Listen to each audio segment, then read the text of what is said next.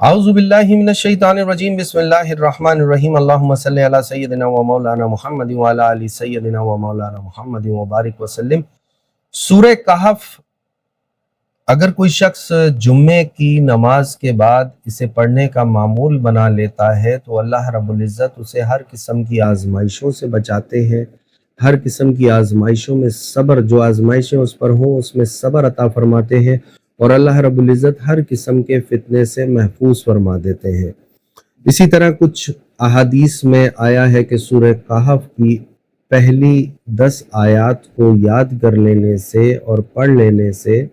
یعنی جو ان کا معمول بنا لے گا پڑھنے کا اور یاد کر لے گا تو دجالی فتنے سے محفوظ رہے گا۔ کچھ روایات میں آخری 10 آیات کے بارے میں بھی آیا ہے۔ جو شخص ہر جمعے کے بعد اسے پڑھنے کا معمول بنا لے، اللہ رب العزت اس کو فتنوں سے محفوظ کریں گے، شر سے محفوظ کریں گے، ہر طرح کے معاملات میں اللہ پاک حفاظت فرمائیں گے، اور یہ بڑی بابرکت صورت ہے۔ ویسے تو قرآن کریم کی ہر صورت بڑی بابرکت ہے، لیکن اس کے اندر جو واقعات ہیں، جو اس کے اندر ایک میسج ہے، جیسے باغ والے آدمی کا قصہ ہے،